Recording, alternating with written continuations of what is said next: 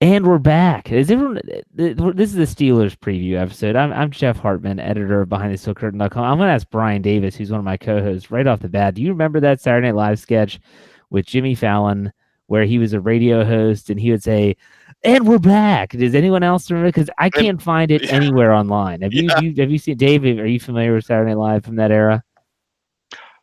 A little bit from that Okay. Okay. era, but yeah, I remember that one. And that's Dave Schofield, my other co-host. We're starting off the show a little bit different today, and we're back. I always love that. It's hysterical. I like Jimmy Fallon, and yet I can't find it anywhere online on YouTube. It's very reminiscent to me of a sketch with Will Ferrell when he played Dan Fouts on Monday Night Football during a Saturday Night Live sketch where he just played the dumbest guy in the world. And it wasn't until a couple of years ago my brother found it and sent it to me, and I watched it ad nauseum. It was awesome. So, welcome to the Steelers preview. Strange beginning, I guess. I just thought about that in my head, but we're here to talk about a lot of Pittsburgh Steelers news and notes, as well as I know there's those draftniks out there that love to talk about the NFL draft. We're going to talk about the NFL draft. We're going to talk about inside linebackers, to be specific. And there was a reason why we chose to go inside linebackers first. Actually, there's multiple reasons. We'll get to that in a second. But before we do that, I want to make sure that all of our listeners out there know that not only if you're following us live on YouTube, that make sure you follow us on our audio platforms as well. Anywhere you search for podcast, search Steelers or Behind the Steel Curtain, and we will show up. Subscribe, like, share. We appreciate all that. And if you're listening to us in audio and you didn't know that we were also live on YouTube, and the benefit of YouTube is that we have the live chat feature where we have a really cool group of people, and Dave Schofield can attest to this because he's normally in the live chat during other shows like The Standard is the Standard and my show, The Steelers Burning Question. So there's a different aspect of this show. It's not just audio. There's kind of an interactive aspect of this as well. So make sure you check us out on all those avenues and venues. And so let's get right to things. We're going to talk about some news first before we get into the NFL draft stuff. I talked about this on my show.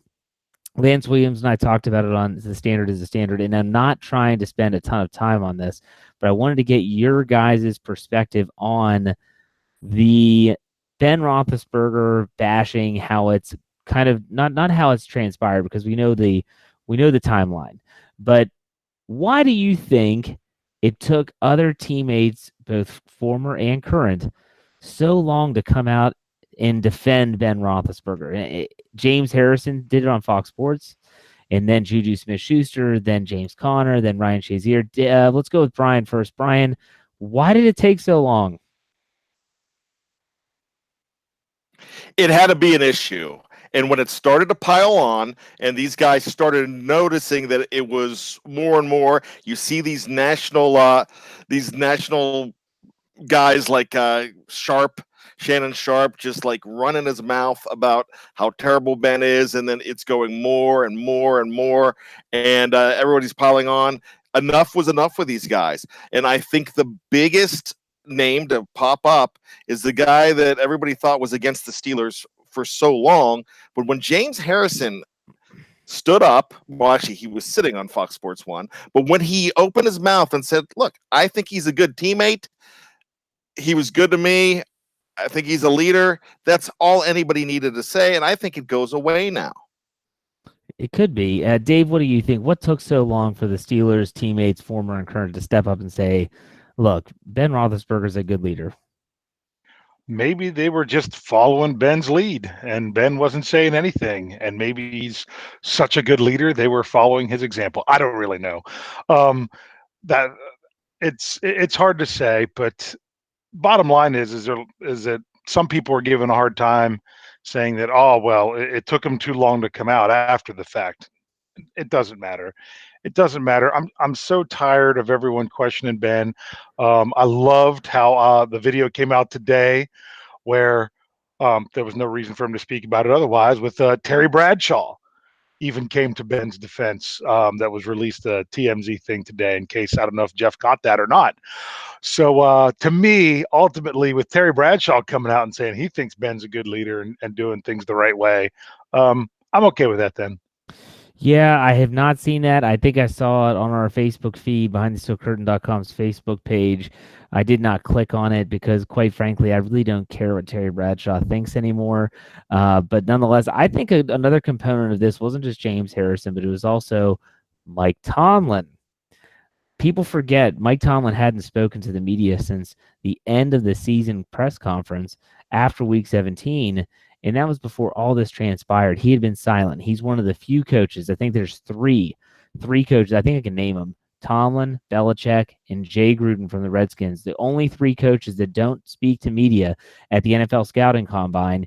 He doesn't speak. So they had to wait all until the owners' meeting. And he finally spoke about Roethlisberger, and he played it coy. I thought this was a dumb move on his part. He said, well, I'm really not sure about what you're talking about with the criticism. That I know that this guy's got his head down and he's working hard and getting ready for 2019, but there is no way you are the head coach of the Pittsburgh Steelers and you have no clue that your quarterback is getting dragged through the mud repeatedly over and over again, from Emmanuel Sanders to Antonio Brown to Le'Veon Bell to you name it. It seemed like they were coming out of the woodwork. Even Hines Ward had something not so nice to say about Ben Roethlisberger's leadership and his team being a good teammate. But Mike Tomlin, he said what he had to say, and then the rest. I agree with you guys. I think this is going to be kind of the end of it. I think that's going to kind of tail off, and eventually Roethlisberger will speak. My guess is that won't be until OTAs and or minicamp and or maybe he's got to talk before training camp, I'd imagine. I'm assuming that he'll get a new contract. Maybe he'll speak at that time. So I think that ultimately a lot of the fan base had been listening way too much to the national media, which is what you guys kind of alluded to: ESPN, Fox Sports 1, different talking heads on the radio, people that just want to spout off about whatever. I think about Colin Cowherd as an example, as someone who is the king of hot takes. He's going to say whatever it takes for people to hit the download button. And I get that to an extent. I do run this platform and I do want people to listen to our shows and I do want people to subscribe to our channels. But at the same time, I'm trying not to do all of that. So, guys, you agree, though? You think that this is going to be the end, or it's nearing its end in terms of the Ben bashing? Bryan, we'll go with you. Yes, you know what? We know why the negativity came out. Just they had to make an excuse. There had to be a scapegoat. They made it Ben. But now that you have, like I said, you have James, you have Bradshaw, you even have Tomlin, you have people coming out and saying, "Look, he's fine." It's done. All right, Dave, you agree?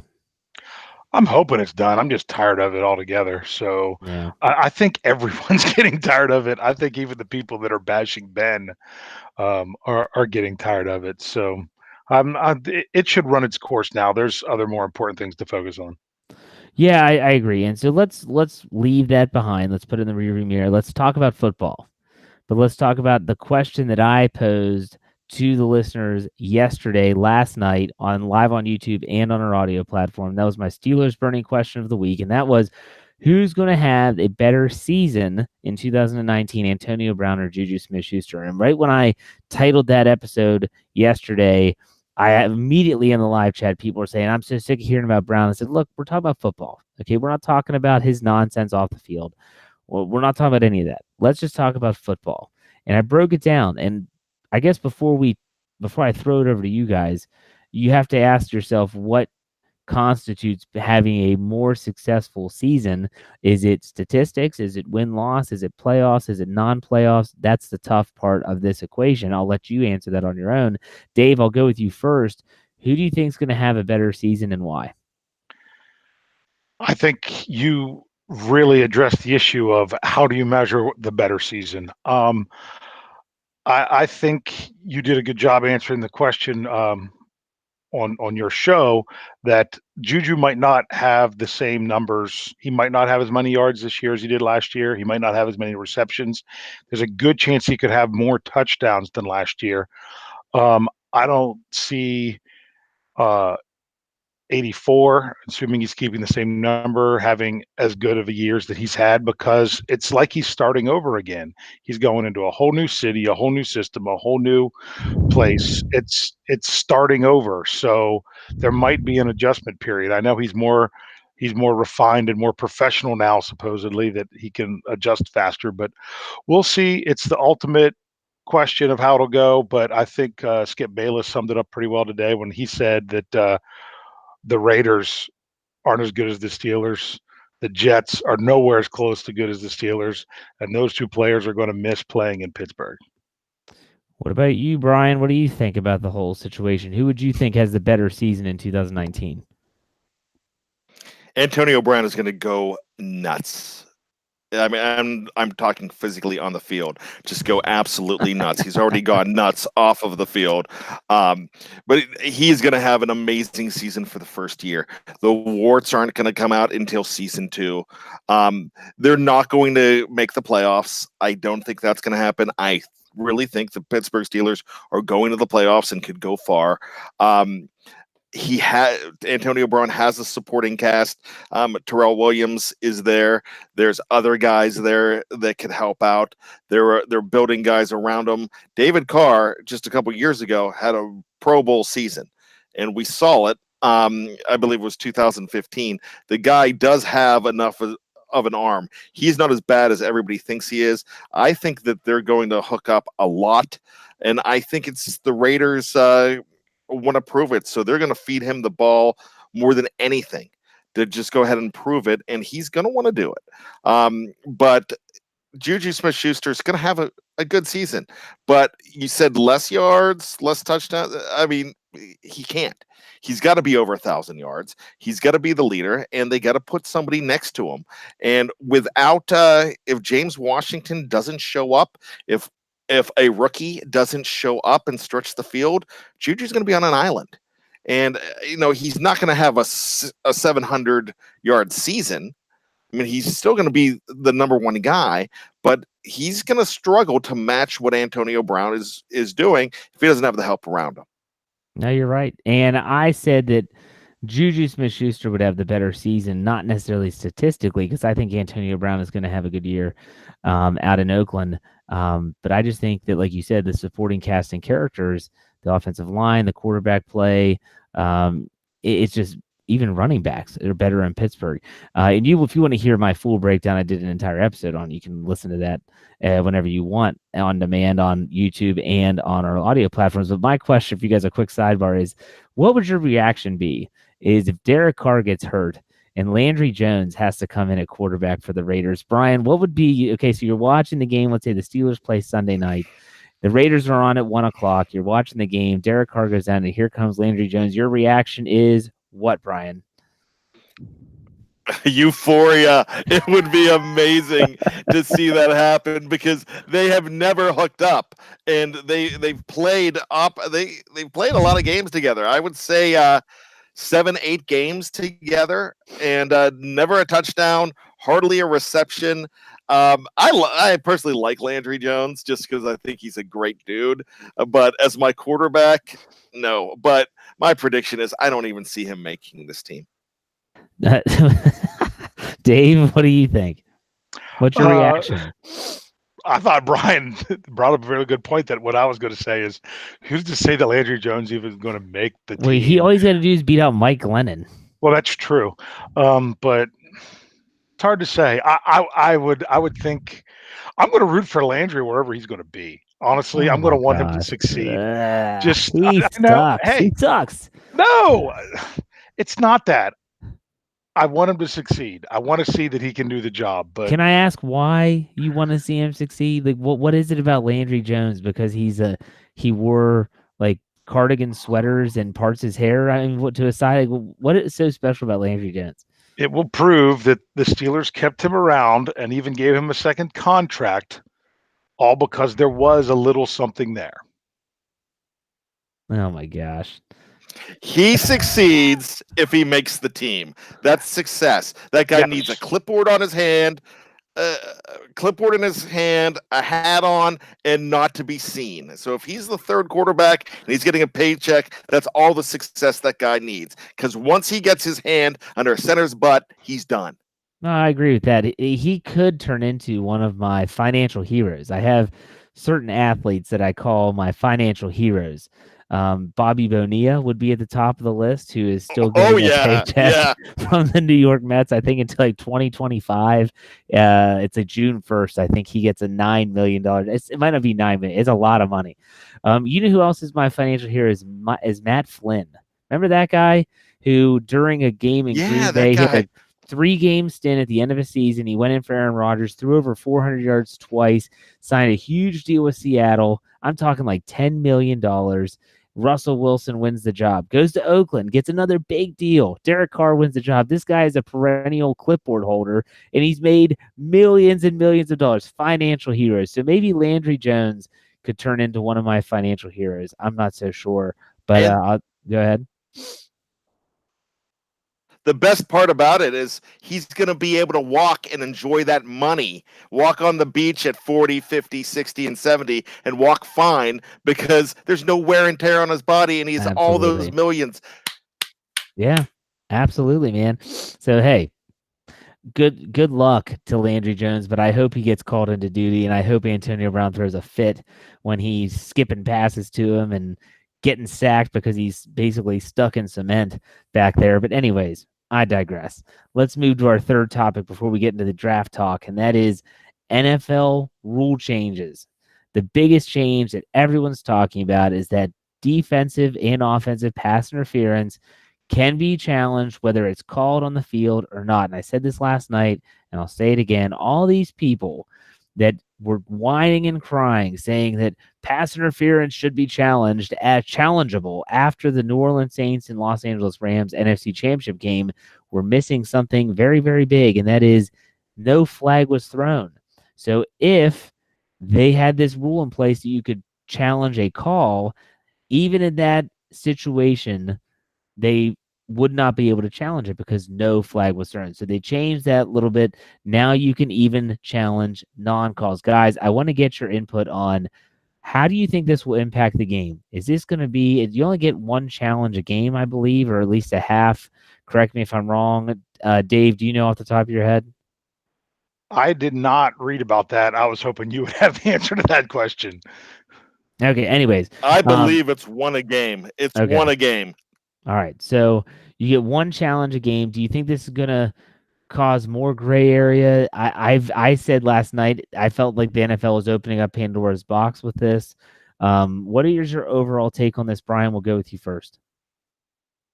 Well, first of all, I mean, everybody talks about, well, if this rule was in place, the Steelers would have been in the playoffs. Look, you don't know that. Talk about the space-time continuum. Talk about Back to the Future. Everything you do in the past, every little moment that has changed would have changed everything. How many pass interference calls did Pittsburgh get away with that weren't called? Hey, we don't complain about those, but we know that they happen, and they did happen. That could have changed games that they won. So I think a team that's going to suffer the most from this is a team like the New England Patriots, who get no calls all the time. And I know that's me piling on a team that's successful, and maybe it's sour grapes on my part. But as far as I'm concerned, they get away with a lot. And if you have maybe it's the fact that tenured quarterbacks, maybe it's the fact that quarterbacks like Aaron Rodgers, Drew Brees, Tom Brady, maybe they get those calls. We see them get the calls, roughing calls, but they also get pass interference calls as well. So what I'm thinking here is it's going to turn everything on its ear. Right when you think somebody's getting an advantage, you can turn around and be disadvantaged because it goes both ways. You have defenders that are going to get called just like you have receivers that should get calls. So it's going to be a little crazy, but it's going to take away that brutal one at the end that changes the game that's just so egregious. So I'm kind of looking forward to seeing what this year brings and see if it stays. Yeah, because it's a one-year trial basis. Keep that in mind. Dave, what are your thoughts on the rule change? Would the Steelers have challenged that one that was early on in the Saints game because it was so early? I would have said yes because it was so egregious. But then the question is, that's a big game, man. That's a big game, and points are at a premium. Oh, I mean, and that was on fourth down. You know, a pass interference on fourth down where it's like, oh, did they get the ball at the 1 or do we have the ball? Yeah. So that was an enormous play. But some people said that they would have liked to challenge the one at the end. Well, you couldn't have done both of them. Once you use the one early, then that's all it is. So it is what it is. I don't know. Some people are saying the games are going to be long because of this. I don't think that the games are going to be any longer because Do teams always use all three of their challenges anyway in a game if they even get to a third one? Not always. So who's to say that both teams are going to use this both times along with all the other challenges and reviews? Now, just to be clear, is it the same rules as the other where inside of 2 minutes Yes. it would be automatic, Yes. which I think is the key as well, that should also be in place. But pass interference, particularly defensive pass interference, is the biggest penalty that affects the game more than anything else because of the spot foul. Because it can be a 45-yard penalty. It could be something crazy. And I know some people are proponents. I know Lance Williams is a proponent of just change it back to a 15-yarder like they do in college, and that'll help things a lot. Well, that's true. That would actually that would make it as much of an influential penalty call. But at the same time, you're going to see guys that have someone burnt 30 yards downfield that they could catch it or go for a touchdown, and the guys are just going to tackle them if they can, because 15 yards is no big deal compared to what they could give up otherwise. So bottom line is, I don't think it's done. I think they're going to do it this year, but I don't think we're anywhere close to what they're going to do to try to get this one penalty not be the main thing that's influencing games more than anything else. I think that it's going to be really interesting. I know that before the season, I'm sure that the NFL competition committee will release a video or give examples of what this will look like. I said on my show last night, how would you challenge and overturn a call if it was deemed uncatchable? There's just a lot of gray area here because it's a judgment call. This isn't a black and white. Did he cross the plane? Did he not cross the plane? Did he get the yard to gain? Did he not get the yard to gain? It's so difficult. It's going to be interesting to see how they handle it. And, it's one of those situations where's this going to lead, I guess, is my point, because this one play. Is this all because of this one play? And let me ask you this, guys.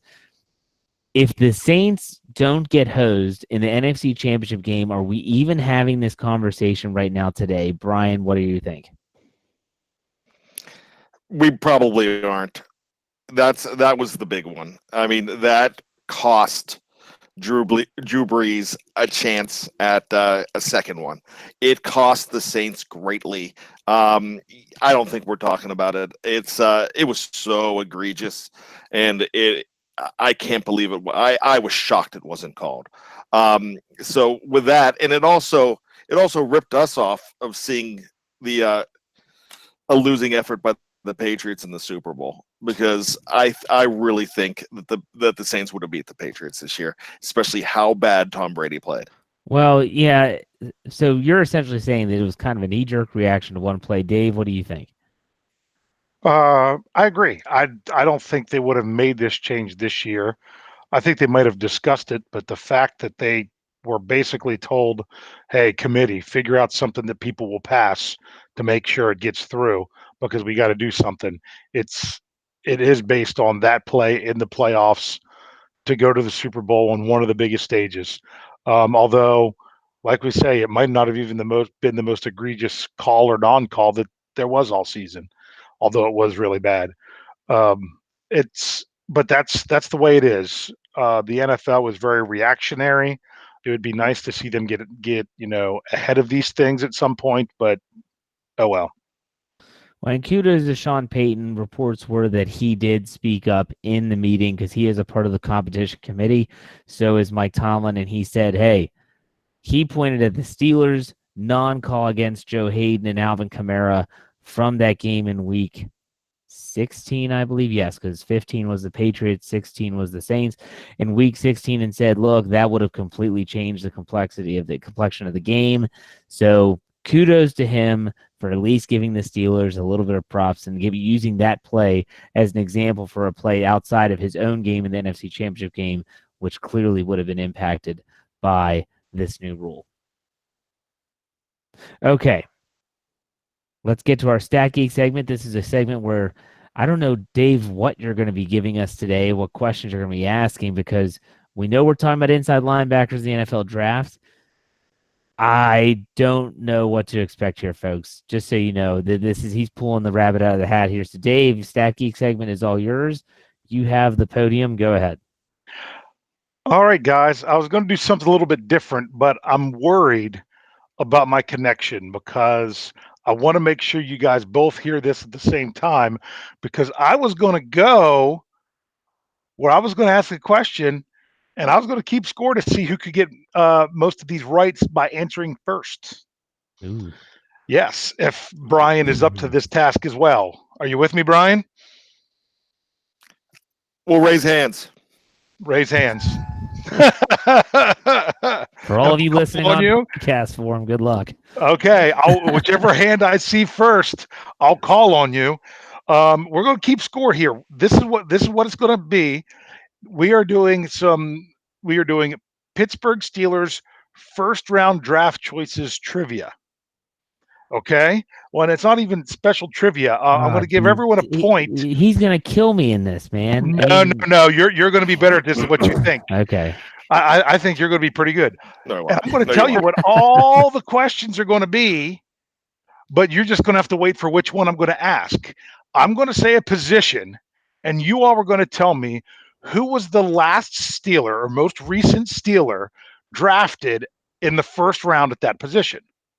For example, this one will not count, but let's see whose hand I see first. Quarterback.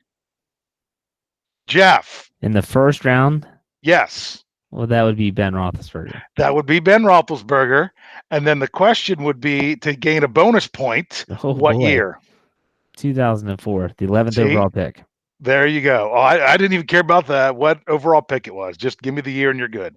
And that would have been points awarded to you. Are you with us, Bryan?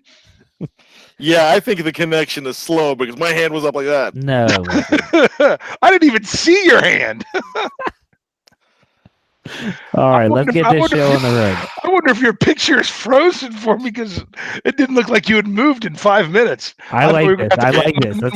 Let's keep it going. Game on. You know, I'm a draft specialist. I've written articles the last few years about first round picks. This is mine. Okay, here we go. You ready? This could be offense or defense. Here we go. Running back. I damn it. Sorry. Rashard Mendenhall. Yeah. That is correct. And the year would be 2008. That would be 2 points for Bryan. All right, here we go. Defensive line.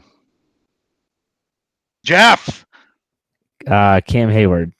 Cam Hayward. And the year would be? Was that 2011? That is correct. 2011. Hey, real quick, can we steal if he gets it wrong? No, get out of here with that stuff. We should be able to steal. Okay. So here we go. I'm marking them off. Okay. And just so you know, I didn't do like right or left for like corner or offensive line or linebacker. It's just that position, just so you know. So let's go. Let's go another easy one. He cheated. He cheated. He did early. Okay. Come on. He cheated. I should get that by default. I saw his hand before I even said the position. Exactly. You need to keep your hand off screen and just slide it in real quick. Okay. So we're going to go to a different position. That one's thrown out. Okay. Guard. Jeff was first. David DeCastro. No, I wasn't. He wasn't. David DeCastro. I was up before Jeff. I can't. I'm going by what I see. I'm sorry. And the year. Do you know the year? Was that 2012? That is correct. Okay. All right. I think we should rotate this. Okay. We can. Well, I don't know. Some of these are harder than others, so we'll see. Let's give it a couple more tries. You ready? Here we go. Inside linebacker. Bryan was really late on that one. It was Jeff. That would be Ryan Shazier. That would be Ryan Shazier in 2014. Boy, that is correct. There we go. Bryan's getting ready. He's getting ready for this one. Okay. Here we go. Although we've kind of already covered it, trick question. Not really a trick question. Nose tackle. Jeff again. I think Well, in the first round. No! I was up right away. He didn't move. Oh no!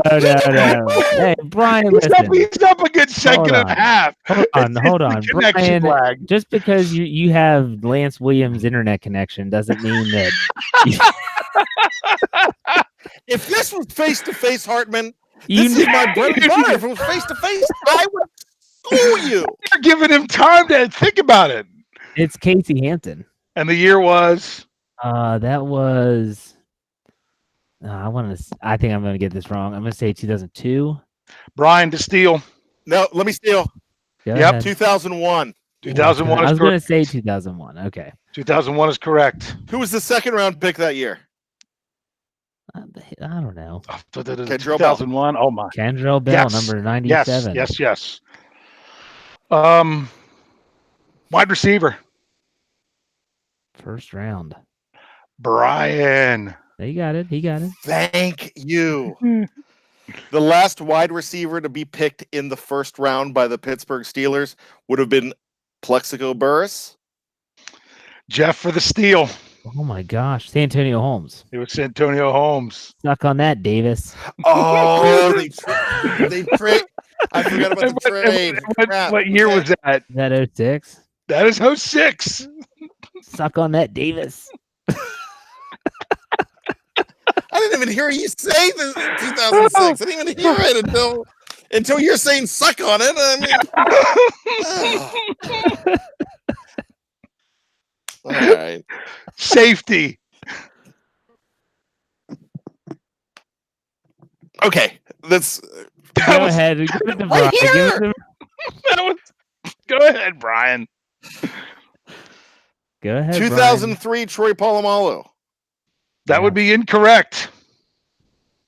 What? Whoa, a first round safety? Since 2000. Oh, crap.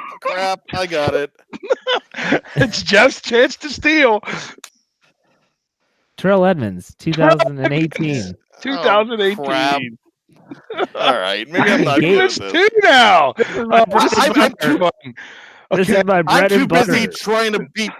It is my bread and butter, and it could be on toast, Melba. It could be on anything. I would get this right.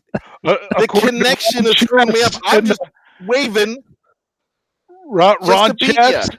in the live chat says, Brian, you're choking. Here you go. Tackle. Offensive tackle or Yeah. Offensive tackle. I'll take a guess. Jeff is taking the shot. I'm going to say Max Starks. I don't think he was a first round pick, though. He was No. not a first round pick. He was in 2004, correct, Brian? yeah, he was in the Ben draft. Yes. I'm just gonna take a stab at this. Yep. And I'm gonna say 1989 Tom Ricketts. That isn't a bad guess, but it would actually be the latest date on any of these years, 1996, Jermaine Stevens. Holy cow. Can you believe that? They Yep. haven't picked a first round tackle since 1990. Wow. They have not. And it was a So- bad one. That was, There was the another hardest question. Yeah. Mhm. Crap. I am So, choking. Do we want to finish this out? We got 4 more to go. Yes, Let's I finish do. though. Okay, tight end. Jeff Keith Miller. and That was in 2005. yep. Cornerback. Brian. Artie Burns. Artie Burns and 2016. yes. I didn't want to say his name anyway. Okay. Outside linebacker. Oh, I got this. Brian got it. Dang it. Alvin Bud Dupree, 2015, University of Kentucky. Bud the Dud. Jeff, you concur? It's not true, though. It's actually TJ Watt. Yes, it's TJ Watt. 2000, 2017. No, No, yes. yeah, It was 2017. 2017. I'm sorry. For those of you who are not watching on YouTube, you are really missing. I know he's not the main person on the screen, but you can see the little screen down in the corner and see Bryan's reaction to all this going on. Guys, you know what? We've never drafted a punter, long snapper, or place kicker in the first round. Thank goodness. So the last position we have is center. Ooh, Marquise Pouncey. Sorry, Yeah, Jeff already Oh, I got said it. the I got answer. it. I got it. I got But it. Jeff I already already said answered it. I got it. He already said it. What? Well, I can't because I'm like 5 seconds Okay, behind you, Brian. people. Brian, Lance. go ahead and tell. Go give you the chance of the What is it, points. Brian? When was Pouncey drafted? What year? When was he drafted? 2010. 2010 is Very correct. good. So, You all right, really wanted- I actually had. No, go ahead, Brian. Go ahead. Actually, we had at one point 3 first rounders from 2010, with Joe Hayden. With he was picked by the Browns. Marquise Pouncey, and gosh, there was one more. I know there was one more that we had recently that we had picked up from that DHB 2010 season. Was it No, DHB? DHB was 2009. Okay. I knew he was a first rounder with Oakland. But I know I pointed this out.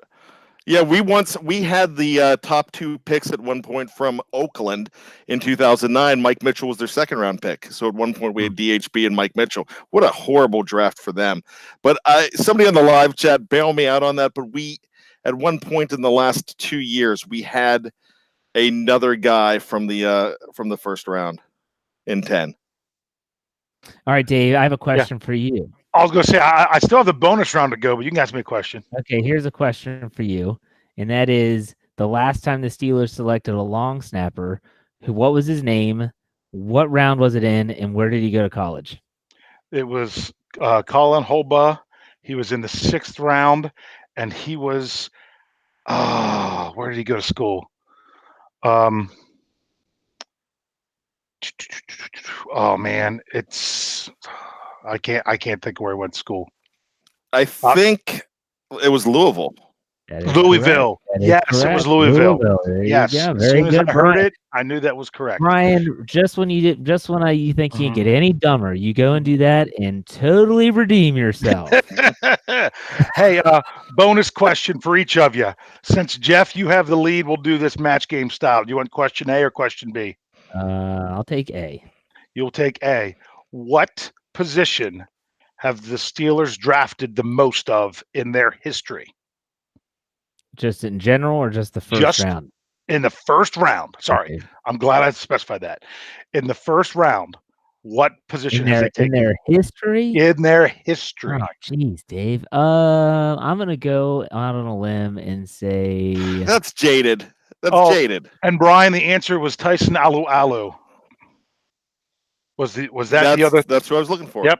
Thank you very much. Reed, what's that? Overend? Overend, yeah. Yeah. All right. So what do we got, Jeff? Overall, yeah.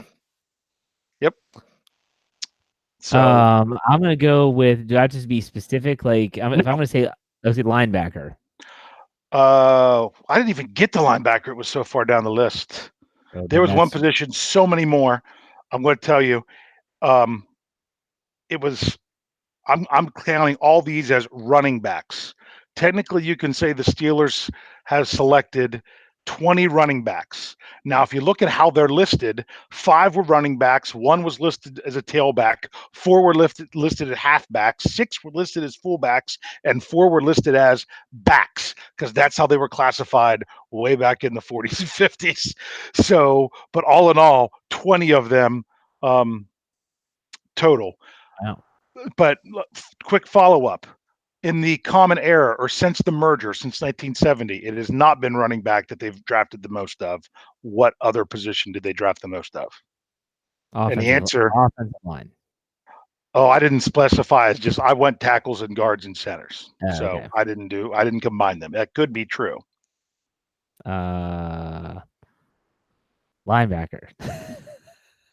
Bryan, you have a guess for the steal? I'll go with offensive line. Mm-hmm. It's No, it's wide receiver. They've drafted 7 wide receivers since 1970 in the first round. So obviously a lot of them were early on in that. So Bryan, here's your question. Name for me the 5 Steeler quarterbacks that have been drafted in the first round.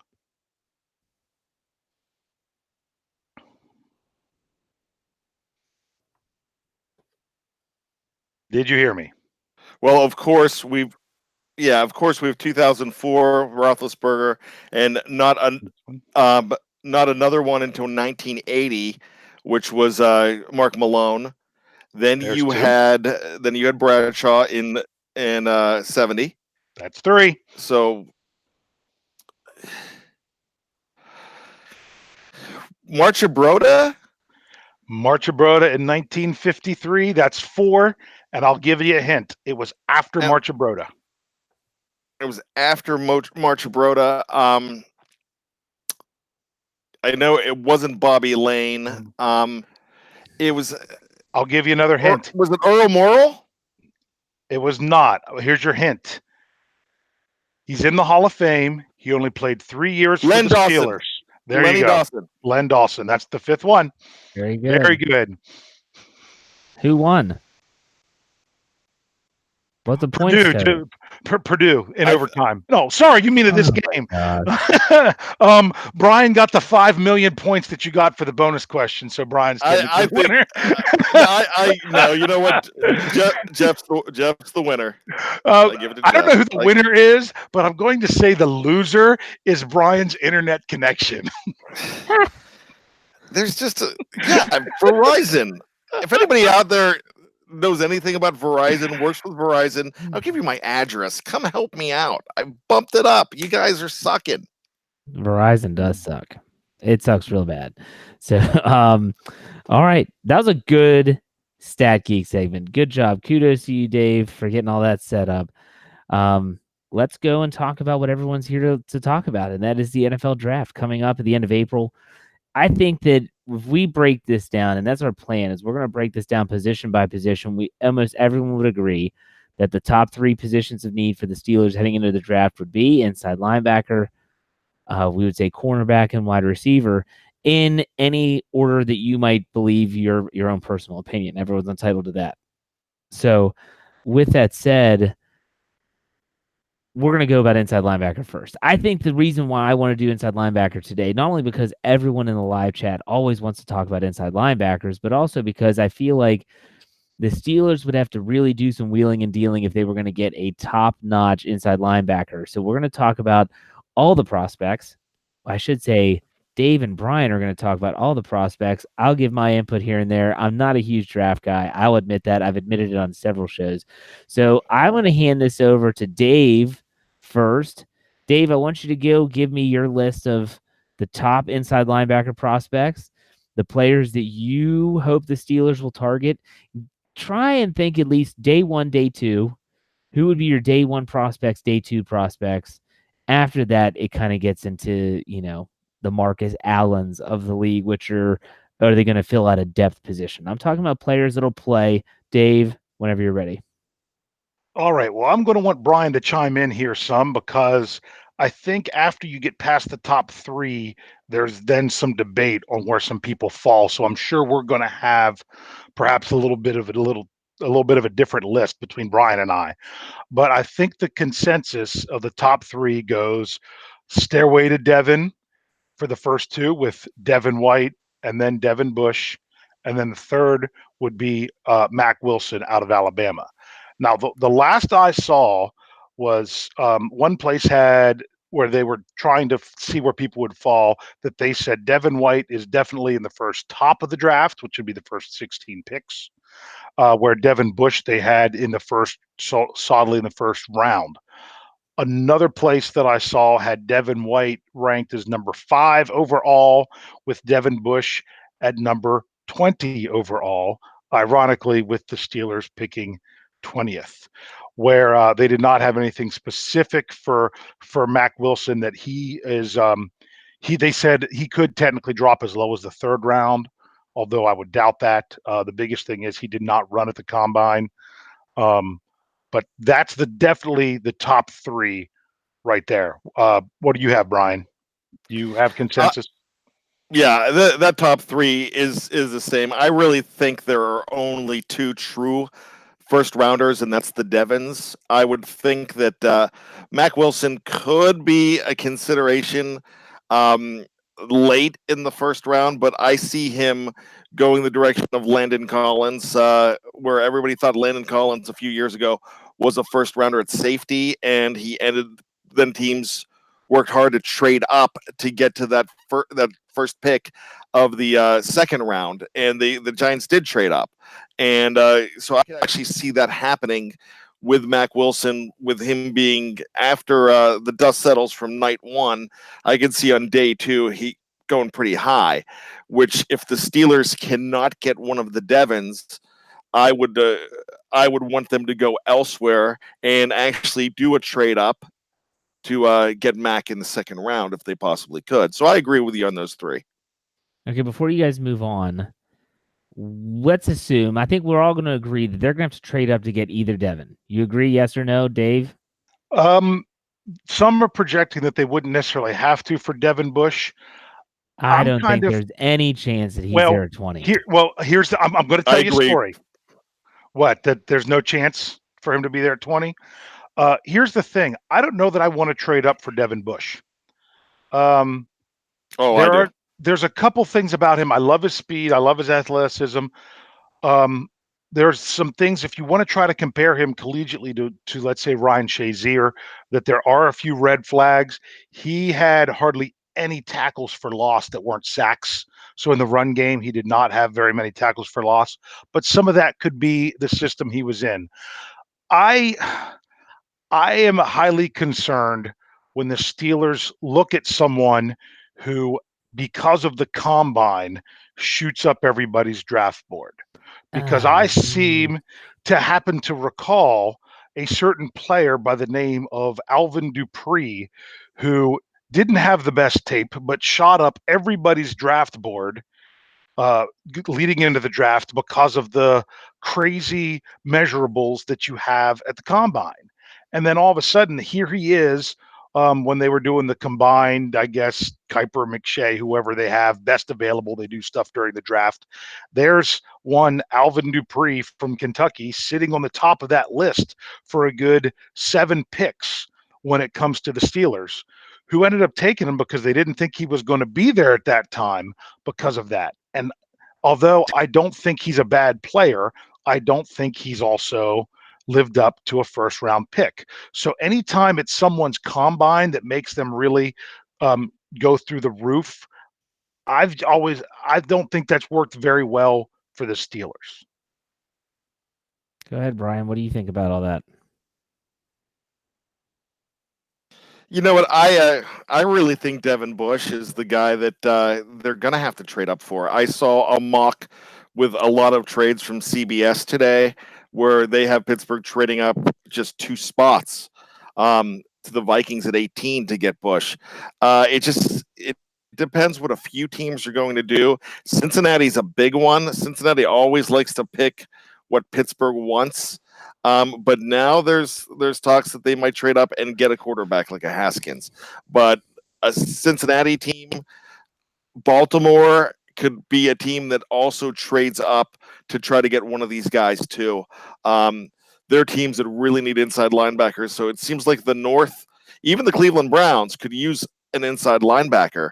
So the entire AFC North could try to go inside linebacker to go ahead and get Devin Bush. I don't think Devin White is going to make it out of the top 10. I would be absolutely shocked. But the Steelers are going to have to trade up. And really, I have no problem. If you give up that 3rd round pick to trade up higher, if not, you could probably get away with a 4 or a 5. at the point, you're probably going to have to give up 2 picks to move up in the the bottom part of the second tier, which I'm saying 15 to 19. You're still going to have to give up 2 picks. They're going to have to do it if they want them. So let's ask you this, Brian. What is the highest you would go to trade up? Not so much compensation wise, but what is the number? Like, how high would you go up for a Devin White? I know people talking top 5. Would you try to get all the way up to number 5 to get this guy, or is that just way too much? I would. I think he's special. I think Devin White is the guy that you mortgage one of those picks for. And what about Bush? Where would you draft? What would you be willing to move up for him? Bush, I'm thinking you move up really into the top. I mean, 13. Let's say 13 to 19. You would have to move up for Bush. Okay, Dave, you disagree with any of that? You don't make the move, obviously, until it's time for that pick, because you have to make sure they're still there. I think the longer Devin White is out there, the harder the Steelers will push for it. I mean, if they're not going to have to go up inside the top 5, let's say they're going to have to go at, like, say 7, or if he's there at 9 when Buffalo is going to pick, the Steelers got to make that trade. I'd give up both third rounders from this draft just to go up and get Devin White. Now with Devin Bush, I would do that for maybe 1 third rounder, because I think I'm going to need some more depth pieces along the way with that. But I will be honest with you, if they don't get the Devins, I don't want them to panic and take the next best inside linebacker in the first round. Also, Steeler fans, don't flip out if they don't trade up and they don't get the Devins, because last year, I was shocked that this didn't happen last year, but last year's inside linebacker class was so weak that I thought they must have, when they didn't make a move and didn't get one of them, when later we found out that they tried to, you've got to realize that they might have someone that they think that they can get later that they think is going to be just as good. I personally do not really think that Mac Wilson is the right fit for the Steelers. I don't think he is the coverage guy they need. I think he's not as much of a Ryan Shazier as he is a Vince Williams. I would much rather use the second round pick, if the Steelers don't have an inside linebacker, on someone like, I can't even read my writing. The linebacker out of NC State. I do believe his name is Jerome Pratt. Is that correct, Brian? Jermaine Pratt. I couldn't read my writing. Yes, I think he has more, because you got to think, even with inside linebacker, you have different types of inside linebacker. Everybody knows that Vince Williams and Ryan Shazier are 2 different types of linebackers. We have a Vince Williams. We have a John Bostic. We don't need another one of those. We need the coverage linebacker. So you've got to make sure you're going after the best coverage linebacker that you could get. Okay, so Brian, what are some other Dave just did a good job with, think about day 2 players, rounds 2 or 3. Who are some players that you might have on your list that if the Steelers don't get a Devin, let's say they even miss out on Mac, he brought up Pratt, who are you thinking the Steelers could still target at inside linebacker? Brian? Sorry, my mute was stuck there. That's okay. Yeah, sorry, my mute was stuck. So what I'm looking at here is there's 2 guys besides Pratt that I was looking at. One you don't really want to go with, because I agree with Dave, and that's Trey Lamar from Clemson. I think Trey is more of a Vince Williams, a running type of guy. I mean, a run stopper more. I kind of like going the TJ route at linebacker from Wisconsin, and that's TJ Edwards. He's 6 foot, he's 230, but he's pretty solid as a both rushing the passer in the run game and as a coverage linebacker as well. I like what he was talking about. Pratt would probably be my next guy. then I would go Edwards at that point. And if you look down the line, somebody they talked to today out of the University of Maryland, go Terps, was Trey Watson. He's 6'2", 236, and he looks like he could do a little bit of both as well. But what Dave said about if you're going to go ahead and target Mack Wilson, I'm saying that you trade down at that point. If you want an inside linebacker that bad, you trade down in the first round and get another pick, because you're not taking. Don't take Mack Wilson at 20. It's just not. I mean, that would be a total stretch where you could get something else out of that pick. I would trade out. I would trade down a lot lower and give that pick to somebody else. Personally, I'd rather at that point go ahead and go after one of the top corners at that point. The nice thing about the Steelers having, we talked about this last week, a lot of people disagreed with me, but you have some flexibility now with the fact that you brought in at least somebody at inside linebacker, at corner, and at wide receiver. So you have some flexibility in the first round. If you cannot get one of those linebackers, you could target somebody else and roll with Mark Barron, and then bring somebody else in to play behind them, and hopefully take that starter job maybe next year. Yeah, it's going to be interesting to see how the chips fall with this, because we can all sit here and assume that Devin White and Devin Bush are going to be gone by 20, but like I don't remember which one brought it up, and that was when Bud Dupree was drafted. Everyone thought the Falcons were going to take him. He wore a red jacket and a black shirt because he probably thought the Falcons were going to take him.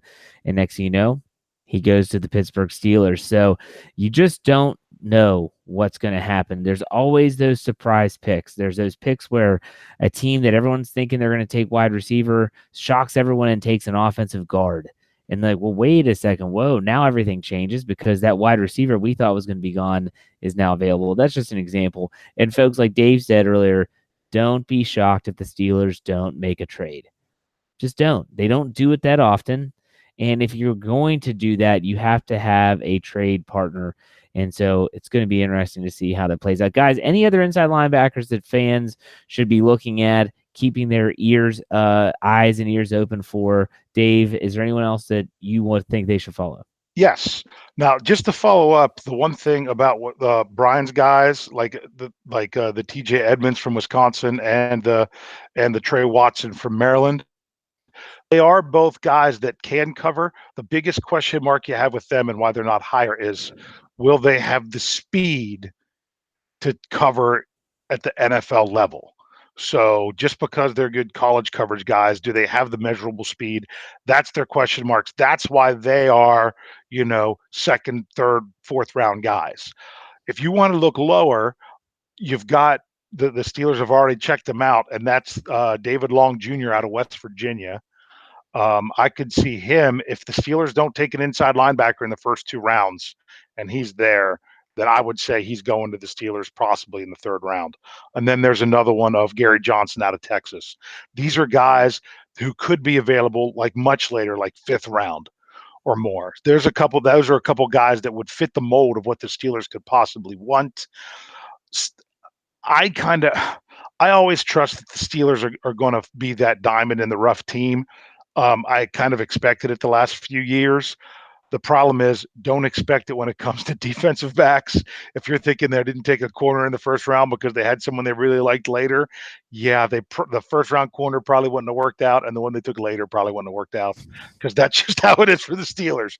But look at how Steelers fans were up in arms that the Steelers were so foolish to take this young wide receiver in the 2nd round out of USC. Why are they drafting Juju Smith-Schuster? We got our edge rusher in TJ Watt the 1st round. Why are we taking a wide receiver? We need a corner. We need a corner. We need a corner. Well, guess what, Steelers fans? In 2019, we needed some Juju.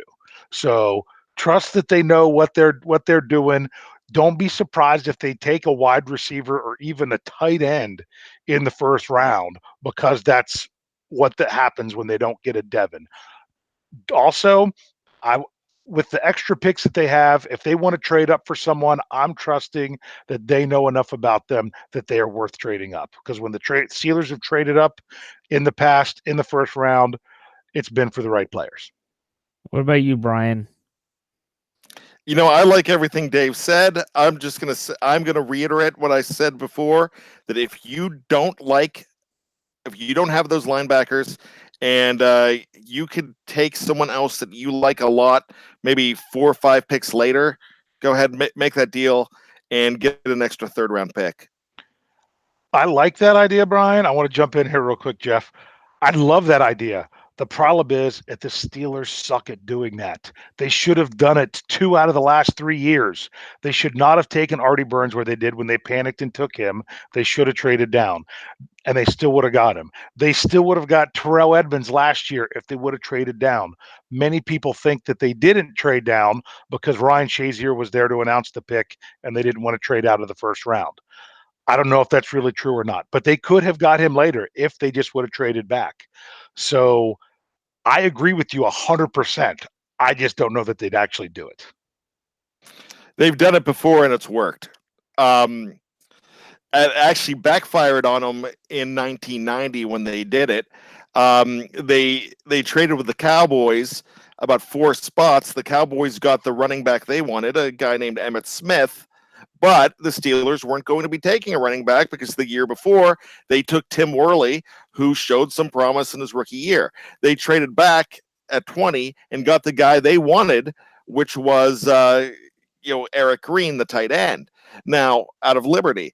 But that was a different regime. But we also saw it in, I believe it was a 2009.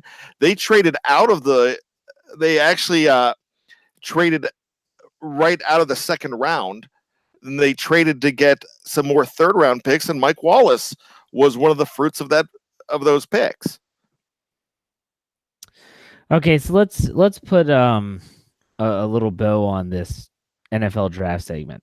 The Steelers have 10 picks in the upcoming draft as we sit right now. Let's say if they might trade Morgan Burnett, they might get another pick. You never know.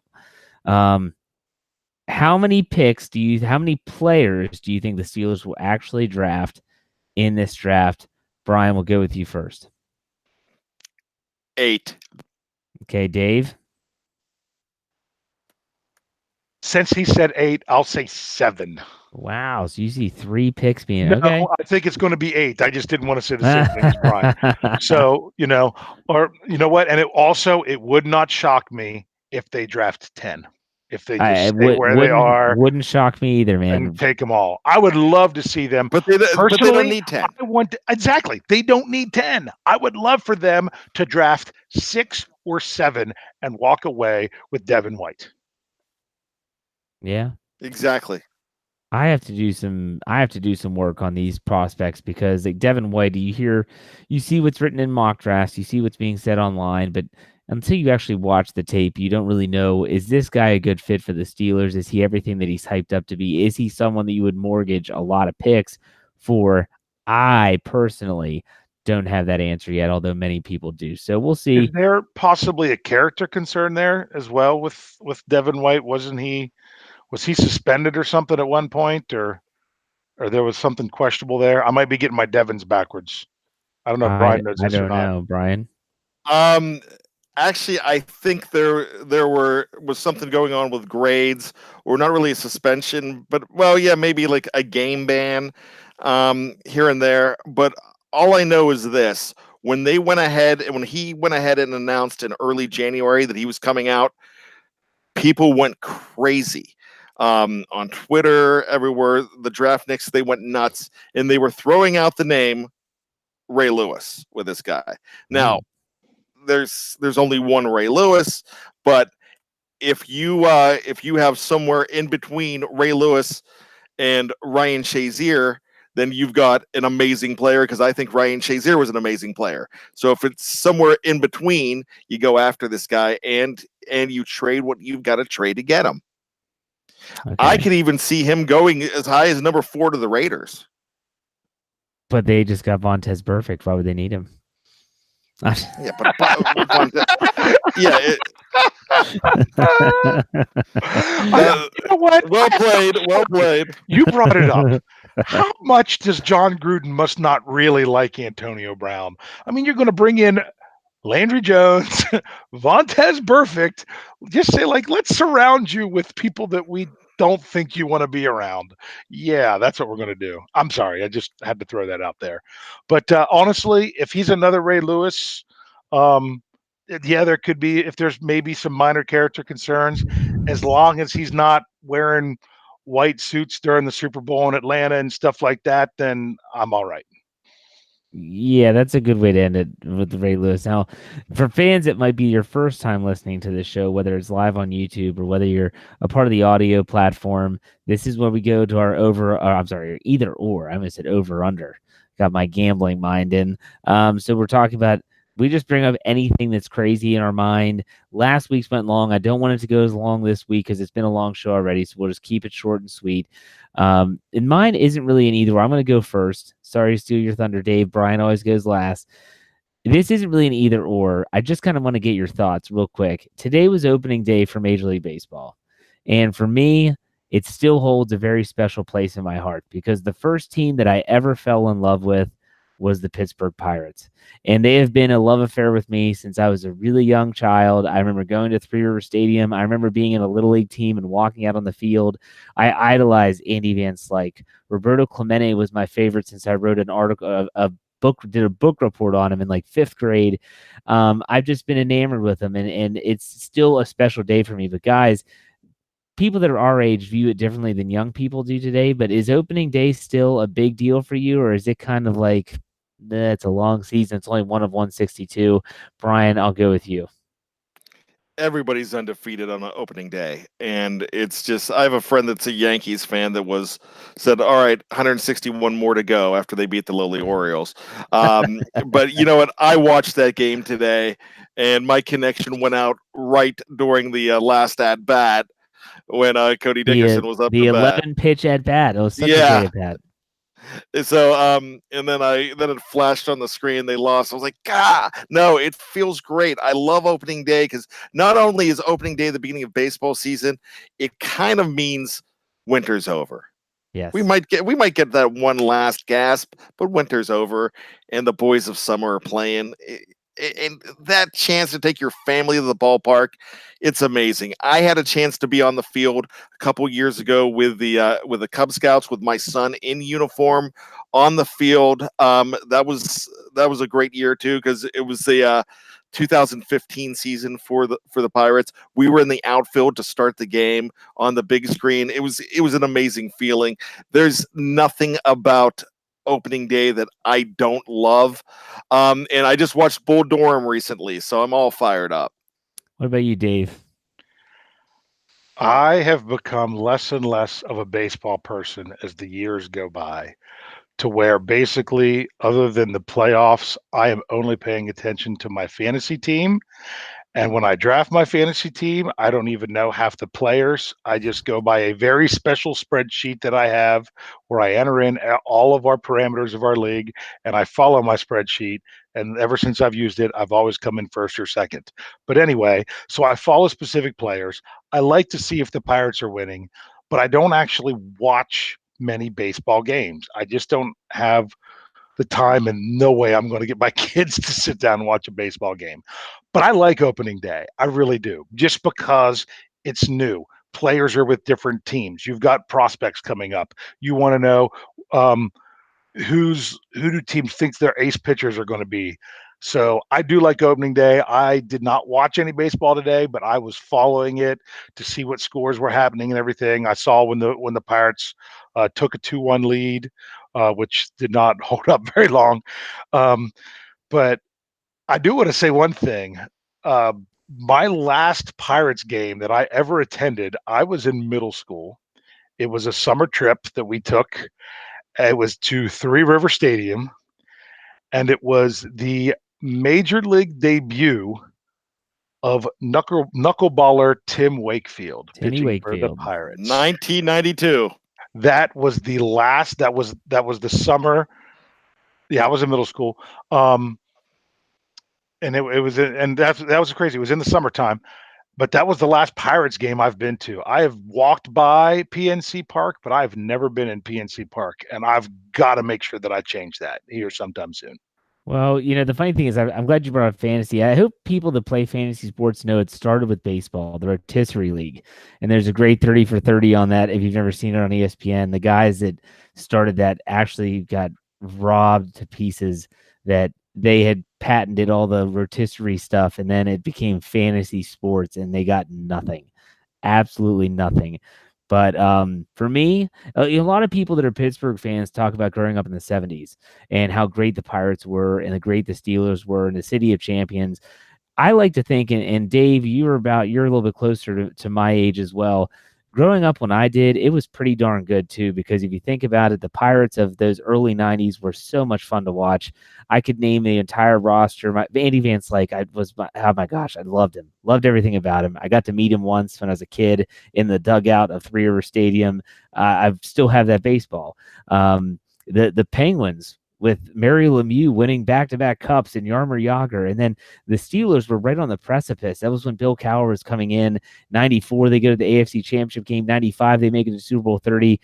That was a great time to be a Pittsburgh fan, too. I think that sometimes the 90s get a bad rap with Pittsburgh because they didn't necessarily win championships, but some really, really good teams during that time. So I digress. I know that was a little bit longer, but Dave, go ahead with your either or. Okay, my either or, of course, is not going to be sports related.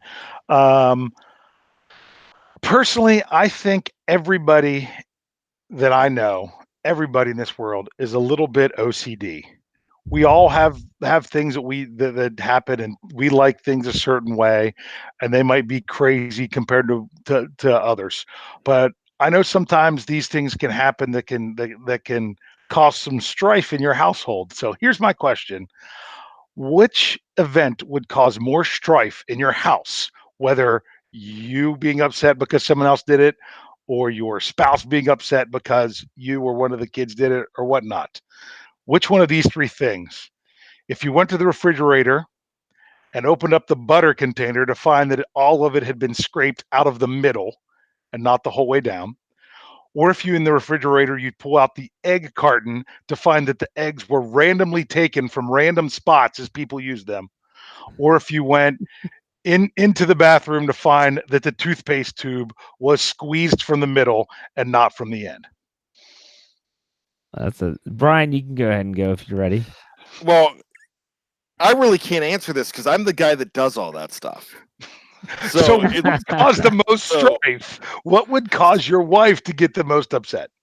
You know what? Even my mother-in-law has mentioned that I am hell on a butter dish. So I would I don't think the eggs would be. No one cares about the eggs. The toothpaste, nah. I would probably think I would get the most heck for messing around with the butter, and I have. Nothing. None of that is gonna. The butter would. She would look at me and say, "What the heck are you doing?" But none of that would be really. None of that would really cause, like, we're not OCD with the eggs or anything like that. You know what I am OCD about, and I'm OCD about a lot of stuff. I'm very superstitious, especially with golf. I could tell you a million things that I do in golf that if I don't do that exactly right, something's going to happen. I'm with volume on the TV, volume in the car. If it's numerical, it always has to be an even number. That's just me. That's just wow. We all have those things, you know. Okay. What about you, Dave? Answer your own question. Oh, all three. No, these are. I brought these three things because all three of these things have happened to me within the last 2 weeks. I mean, I'm making pancakes. I'm working as hard as I can. My wife's supposed to be dishing them out to the kids, and I'm like, why is there a massive hole in the butter dish? Why can't you just scrape it out like a normal person? The eggs. I'm very particular about my eggs, but it has a reasoning with it because I can't stand if you just pull random eggs out of random spots. Oh, this one looks prettier. I'm going to use it. Because when I put the eggs in the refrigerator, they always are the same spot, so we know if we have eggs. And I always have them turned the same way so I can see the expiration date. And then I want the eggs to be on that end of the carton, so when I pick it up, it's not too much torque on the end and just falls right out of my hand. I break the eggs. The counterbalance. Exactly. So I have a reasoning behind it. So, and the toothpaste thing, I'm just like, I can't live with barbarians that people are just going to do that to the toothpaste. I'm done with that. Just squeeze it from the end, get it to the top, and we're good. So mine is all three. All right. What about you? This is always the greatest. It's like the great equalizer when Brian Davis gets to do his either or every week. So Brian, what's yours this week? Okay, it has to do with elevators. I was recently stuck in an elevator for a couple minutes, and so really, yeah. So you're stuck in an elevator. This is a two-parter. So you're stuck in an elevator, and you're there by yourself, and one song is going on continuously on a loop. What would drive you more crazy? Would it be "That's What the Fox Said"? Or, oh my gosh, I just lost the other one. It's a long day. Would it be? Oh no, I got it. I got it back. Or it's Raining Men. Which would drive you nuts? Yeah, which would drive you to just like gouging your eardrums out? To me, it would be the Fox song, whatever, the ding ding ding ding ding ding. Like that would drive me up a wall. Dave, what would you do? What would you say? I would sing along no matter what. I would just own it, especially with It's Raining Men. Love it. That's a fantastic song. Written by, who was it written by? Oh gosh, it was like Michael Bolton or something, or I Paul don't know. Schaefer, wasn't it? Paul, that's right, Paul Schaefer. Yeah. That makes It's sense. Raining Men. Yeah, that would be me the whole time. I would be jamming along to It's Raining Men. The Fox song I don't even really know it that well, so it would probably, from where I've heard it, it's a little bit annoying. Neither one of you have caught the second Lego movie yet? No, I have not. No. Yeah, there's a song in that movie called A Catchy Song.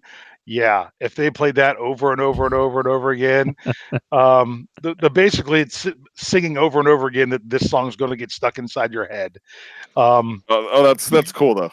You're going to have to check that one out. That would be pretty good. But no, It's Raining Men. I would love it. That would be the best trapped in an elevator story I think I could ever have. It would be the Fox for me, and I was not going to. There was another one I was going to throw in there, but I knew it would win. So I'm just going to say it. Baby Shark would kill us all. Yes, it would. Now, Brian, I have this will be the end of the show. And it's when you were stuck in that elevator for I don't care how long it was. It could have been 30 seconds. Did you think to yourself, I now have to be John McClane and find a way out of this elevator, climb up an elevator shaft, prop the door open, and try to find these terrorists? Did you think that? Because I would have. That's the first thing I thought of, because I'm a huge Die Hard fan, but I used to. I was working in, it was like a gynecology OBGYN office, and there was a pregnant woman in there, and we were only in there for a couple minutes, but it took me back to every show from the 1970s and 1980s. Everybody was stuck in an elevator with a pregnant woman and had to deliver the baby. That would have been a better story than the John McClane, probably. Yeah. Could you see me delivering a baby? You just rolled up your sleeves. I thought you're ready to go. Let's get the catcher's mitt out and let's see this Johnny Bench. How many times have you been stuck in an elevator, Brian? Twice. And so 50% of the time you've been stuck in an elevator, it's been with a pregnant woman. Yeah. Wow. Your life should be a reality TV show. Oh, you don't know the half of it, David Schofield. You don't know the half of it. I think after a while, people think I'm making stuff up, and I'm like, no, this is true. I mean, this is just, I'm like the Forrest Gump of my group. So, all right. Well, that's a great way to end the show. Guys, I thought it was a very clean show. I appreciate all your time. Make sure you follow us on all our platforms. YouTube, search BTSC Steelers Radio, subscribe. Also, don't forget on our audio platforms, anywhere that you search for podcasts, search Steelers or Behind the Steel Curtain, and you'll find us. And then it's behindthesteelcurtain.com. All the stuff you need if you're a Steelers diehard fanatic. We'll see you next week on another episode of the Steelers Preview.